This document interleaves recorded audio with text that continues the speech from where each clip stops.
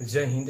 देखिए, भारत में शरणार्थी बने ही बांग्लादेश के पीएम शेख हसीना को भारत के द्वारा भारतीय मीडिया में ला दिया गया है। तो चलिए इस वीडियो में हम समझते हैं कि जब ये भारतीय मीडिया में आई तो इन्होंने क्यों सीधे अमेरिका पर आरोप लगाया कि बांग्लादेश में जो कुछ भी हो रहा है इसके पीछे अमेरिका का ही हाथ है।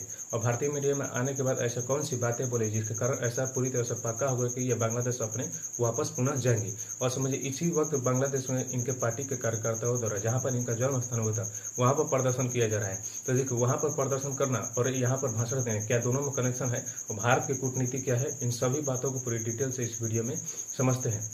तो देखिए, सबसे पहले हम शुरू से स्टार्ट करते हैं कि शेख हसीना भारत कैसे, इसको छोटे रूप में जानेंगे, बाकी बातों को डिटेल से जानेंगे। तो देखिए, बांग्लादेश में आरक्षण के विरोध छात्र जो प्रदर्शन कर रहे थे, इनका प्रदर्शन समझिए इतना उग्र रूप ले लिया जिसके कारण ये प्रधानमंत्री के ऑफिस तक पहुंच गए और वहां पर तोड़फोड़ करना स्टार्ट कर दिए थे। अब देखिए, किसी भी प्रदर्शनकारी का प्रधानमंत्री के ऑफिस तक पहुंचकर वहां पर तोड़फोड़ करना, यह साफ तौर पर दिखाता है कि वहां पर तख्ता पलट हो चुका है। और इतना ही नहीं, इन देखिए छात्रों का एक वीडियो देखिए, ये किस तरह से एक सेना के गाड़ी पर पथराव कर रहे हैं और किस तरह से इनको समझिए सेना की गाड़ी को भी पीछे हटना पड़ा। इतना ही नहीं, जो कि शेख हसीना के पिता थे शेख मुजीबुर रहमान, जो कि बांग्लादेश के समझिए राष्ट्रपिता थे। समझिए अब छात्रों में कितना आक्रोश था। समझिए राष्ट्रपिता की मूर्तियों को, जो कि बांग्लादेश का आजादी दिलाए थे, इनके मूर्तियों को एक देखिए छात्र किस तरह से चढ़कर तोड़ रहे हैं। इनके कैलेंडरों को किस तरह से तोड़ा जा रहा है और इनके जहां जहां मूर्ति थी या कैलेंडर थी वहां पर समझिए इनको उखाड़कर फेंक दिया गया है। देखिए, बांग्लादेश में इस तरह से स्थितियां बन रही थी। अब शेख हसीना ने सोचा कि हमें यहाँ से निकलना बहुत ही जरूरी है। अगर ये यहाँ से नहीं निकलती है तो समझिए और भी बांग्लादेश को नुकसान पहुंच सकता है, जिसके कारण इन्होंने सोचा कि चलो हम यहाँ से निकलते हैं। तो इन्होंने अपने निजी वाहन से कुछ अपने सामान को लेकर भारत में आए, भारत के हिंदन एयरबेस पर आई और इन्हें भारत के द्वारा तत्काल सुरक्षा दिया गया। अब देखिए, भारत पर यहाँ सुरक्षा देना बहुत ही जरूरी था। क्यों? देखिए, जो शेख हसीना है भारत के प्रति हमेशा मित्र वाला रवैया अपनाई है। जैसे कि देखिए, तीस्ता नदी का जो विवाद था भारत और बांग्लादेश के साथ, इन्होंने तीस्ता नदी के समझ जांच के लिए भारत के अधिकारियों को कहा कि आप इसको जांच करिए, जो भी रिपोर्ट है हमें सौंपिए। इतना नहीं, जो बांग्लादेश के पीएम है शेख हसीना, इन्होंने कहा कि आप हमारे बंदरगाह का संचालन किए। समझिए, भारत के जो बांग्लादेश का मित्रता तो है, लेकिन साथ ही प्रधानमंत्री नरेंद्र मोदी का और शेख हसीना का जो इनका भी आपस में पर्सनल मित्रता है, जिसके कारण इनको समझिए तत्काल उसको सुरक्षा दिया गया। और जो शेख हसीना है हमेशा चाइना को दरकिनार किया है, तो इसलिए भारत ने इनको सुरक्षा तत्काल रूप से सुरक्षा दी। अब देखिए, सुरक्षा देने के बाद जो है प्रधानमंत्री ने कैबिनेट लेवल के समझिए समिति बनाई और उनको इस समिति में जो थे एनएसए थे, राष्ट्रीय सुरक्षा सलाहकार जो थे अजीत डोभाल भी इसमें शामिल थे। अब देखिए, एक दिन तो उन्हें सबसे पहले सुरक्षा दिया गया और इसके बाद भारत के द्वारा ऐसा कहा गया कि आप जो है दूसरे देश के लिए एसाइलम मांगिए, मतलब दूसरे देश में जाइए। अब देखिए, भारत की यह कूटनीति कैसा दूसरे देश। तो सबसे पहले देखिए, इसमें शेख हसीना को भी फायदा था और भारत को भी फायदा था। कैसे? तो सबसे पहले हम शेख हसीना वाला जानते हैं। यहाँ पर भारत की कूटनीति बहुत ही अच्छी है। जैसे देखिए, अगर शेख हसीना को ऐसा लग रहा था कि हमारे देश में जो कुछ भी हो रहा है इसके पीछे अमेरिका का हाथ है, इसलिए शेख हसीना ने समझिए जानकर भी अमेरिका और ब्रिटेन से समझिए एसाइलम मांगा, मतलब वहां पर रहने के लिए। तो अमेरिका ने देखिए यहाँ पर किस तरह से न्यूज कटिंग को देखिए, अमेरिका ने किस तरह से इनका वीजा ही रद्द कर दिया। और समय ब्रिटेन ने समझिए ब्रिटेन में भी इनको जाने की कोई संभावना नहीं। जब अमेरिका ने इनका वीजा रद्द कर दिया तो इनको समझिए पूरी तरह से कन्फर्म हो गए। जब ये कन्फर्म होगी कि हमारे देश में जो कुछ भी इसके पीछे अमेरिका ही है। अब देखिए, दूसरा आते हैं भारत के इससे क्या फायदा था। देखिए, और जिस तरह से बांग्लादेश में छात्र प्रदर्शन कर रहे थे, इनका उग्र रूप ले लिया था। समझिए, वहाँ के राष्ट्रपिता की मूर्तियों को भी ये तोड़ने लगे थे। तो उसी तरह से अगर वह समझिए वहाँ पर दबाव बनाने लगते कि जो भारत जो है हमारे जो देश के लोकतंत्र का गाला घोटी है, और समझिए छात्रों का तो यही कहना है कि जो शेख हसीना जो है हमारे लोकतंत्र का गाला घोटी है, तो छात्र वहाँ पर भी कह सकते थे कि भारत जो है अपने यहाँ जो शेख हसीना को रखा है जल्दी से जल्दी यहाँ पर भेजे, नहीं तो समझिए यहाँ पर जितने भी हिंदू रह रहे हैं हिंदुओं को हम मारना स्टार्ट कर देंगे और मूर्तियों को भी तोड़ना स्टार्ट कर देंगे, हिंदू मंदिरों को भी तोड़ना स्टार्ट कर देते हैं।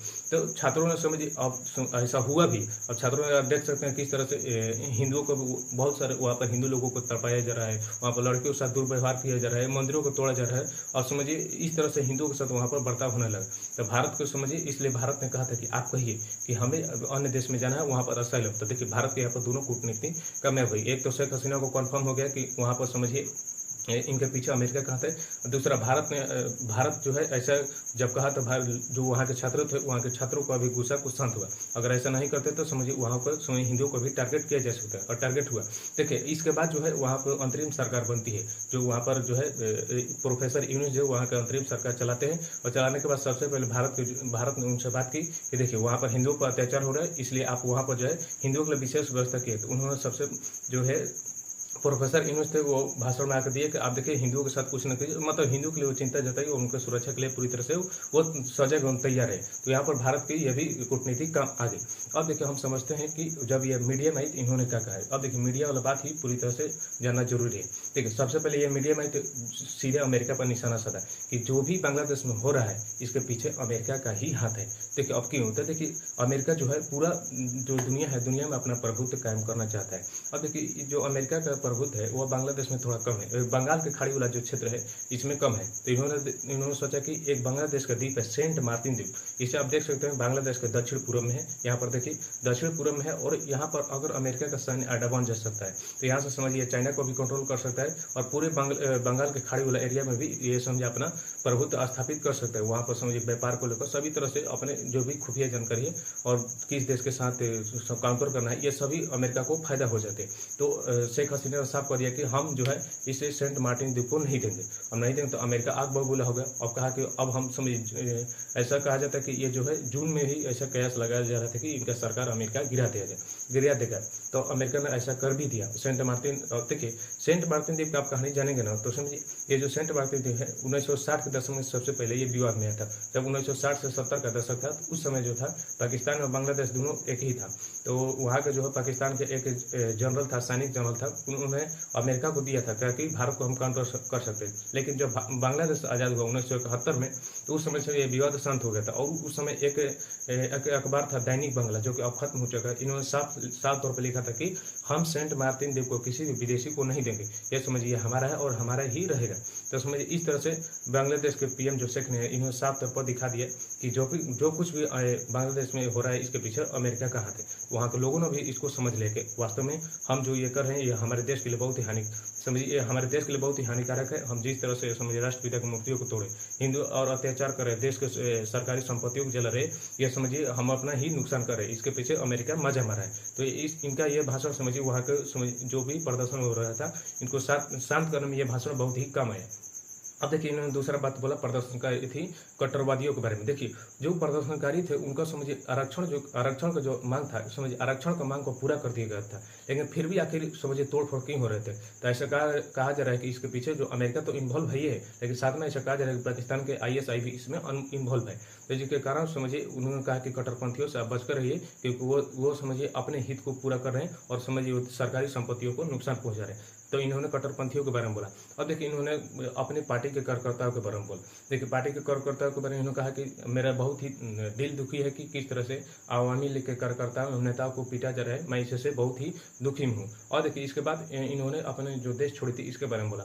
तो देखिए इन्होंने कहा कि अगर मैं वहाँ से अपने देश से वापस भारत नहीं थी, वहाँ से मतलब नहीं भागती तो और भी हमारे देश को नुकसान हो सकता था और मैं अपने रहते हुए देश के समझिए नुकसान नहीं देख सकती, इसलिए मैंने वहाँ से बांग्लादेश से निकलना ही उचित समझा।